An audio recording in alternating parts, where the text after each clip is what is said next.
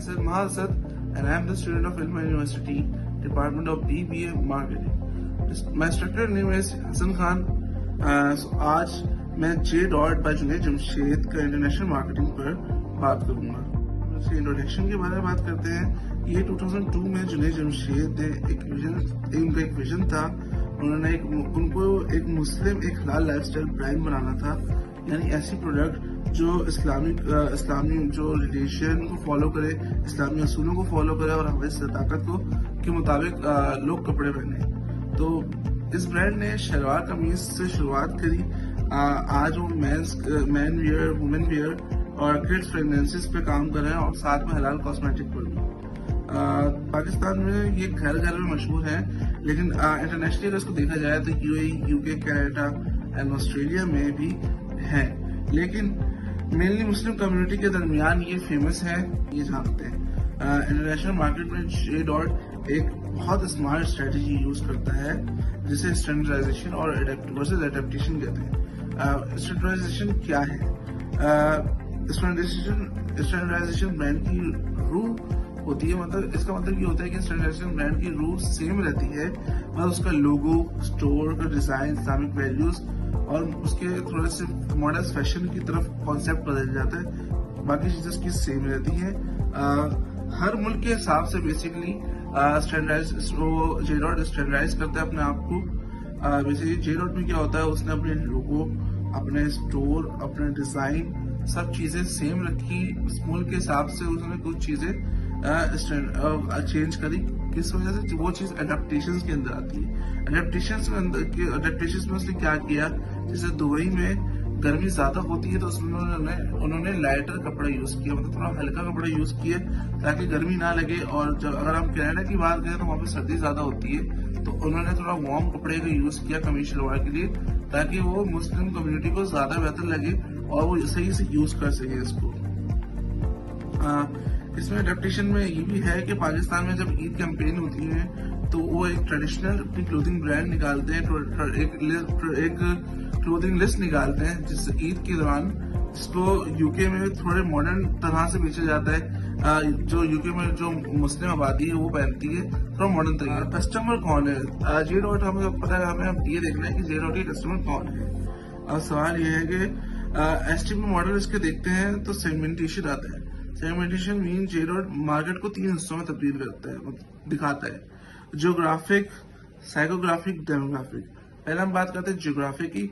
Geographic Pakistan हो गया, middle east हो गया, वेस्टर्न कंट्री हो गई। डेमोग्राफिक में ये होता है कि 18 से 45 के दरमियान जो जितने भी मुस्लिम पीपल्स हैं उनको टारगेट करते, चाहे वो मर्द हो या खवातीन। साइकोग्राफिक की बात करा जाए, वो लोग जो मॉडेस्टी और मजहब को थोड़ा सा जो पसंद करते हैं, या जब उसको क्या है, उसको इम्पोर्टेंस देता है J Dot और समझता है। टारगेटिंग का मतलब ये होता है कि J Dot फोकस करता है मिडिल और अपर मिडिल क्लास मुस्लिम पर। खास तौर पर वो मुस्लिम डिसपोरा मीन्स वो होता है कि वो लोग जो बाहर रहते हैं लेकिन अपने कल्चर से जुड़ना चाहते हैं। पोजिशनिंग का मतलब होता है J Dot कहता है हम हलाल लाइफस्टाइल ब्रांड बनाना चाहते हैं, ना सिर्फ मॉडल बल्कि स्टाइलिश भी हो उसका। J Dot को हम अब देखते हैं चैलेंजेस और अपॉर्चुनिटीज क्या मिली। हर ब्रांड के लिए एक वो मौका होता है और मुश्किलात भी होती है। तो पहले हम बात करते हैं कि J Dot के लिए चैलेंजेस क्या फेस करना पड़ा J Dot को।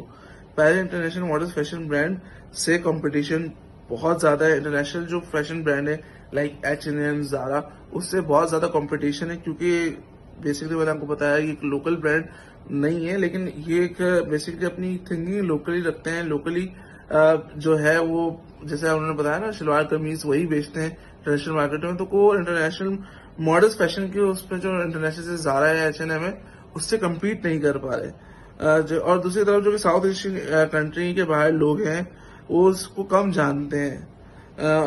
और तीसरी बात, स्टोर्स खोलना और मार्केटिंग बहुत महंगी है, तो इनको ये चाहिए कि ये लोग ई-कॉमर्स की तरफ आए। चैलेंजेस यही इनको अभी तक यही फेस करना पड़ रहा है। अब इसकी अगर बात करें कि इनको सॉल्यूशन बोल लूं या अपॉर्चुनिटीज इनको क्या मिली हैं, तो मौके इसमें हम बात करते हैं। आपको ये बताना चाहिए हमारे मुस्लिम जो आबादी है इंटरनेशनली वो 2 बिलियन से ज्यादा है। और अब बढ़ भी रही है।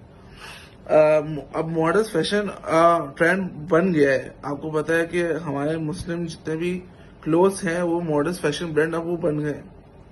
तो तीसरा अब एक चीज तो ये इनकी अपॉर्चुनिटी है कि भाई अब जाहिर सी बात है जो अंग्रेज हैं या जो इंटरनेशनल जो लोग रहते हैं वो अब कुर्ता शलवार को पसंद कर रहे हैं। और तीसरी इनके पास अपॉर्चुनिटी ये है कि कॉस्मेटिक इनकी एक अच्छी चीज है। ये लोग एक हलाल कॉस्मेटिक ब्रांड बना सकते हैं अपना। हलाल कॉस्मेटिक मीन्स कि ये लोग थोड़ा सा जाको पता है कॉस्मेटिक आजकल किस तरह बनते हैं, तो वो इनका जो है ये हलाल कॉस्मेटिक और अपनी फ्रेगनेंसेस बाहर सेल। जेड और एक ग्लोबल लीडर है कि कैसे बन सकता है, हमें ये बताना है। इसके अंदर 4 पीसेस आते हैं: प्रोडक्ट, प्राइस, प्लेस, प्रमोशन। अगर हम प्रोडक्ट की बात करें तो अब हम बात करेंगे प्रोडक्ट की।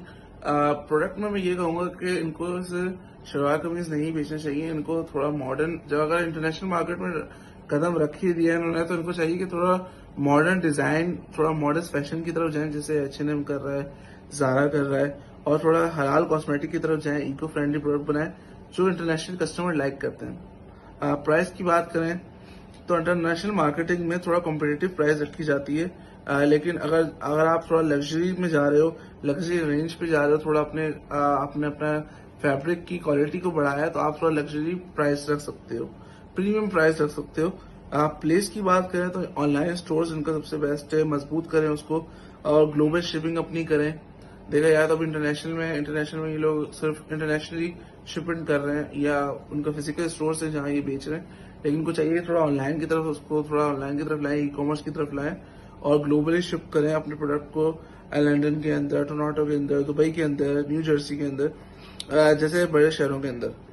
प्रमोशन में जैसे रमजान आता है, ईद आती है, उस पर क्या करें, ग्लोबल कैंपेन्स चलाएं, मुस्लिम इन्फ्लुएंसर को बुलाएं, उनके साथ कोलैब करें अपने मुस्लिम इन्फ्लुएंसर के साथ, जिससे क्या इनकी रीच बढ़ेगी, ई कॉमर्स में थोड़ा नाम होगा। कंक्लूजन की बात करें तो जे डॉट ने पाकिस्तान और मुस्लिम डियास्पोरा में अपना नाम बनाया है, लेकिन ग्लोबल फैशन इंडस्ट्री के बनने के लिए इनको थोड़ा अपना ई कॉमर्स पर थोड़ा ध्यान देना पड़ेगा।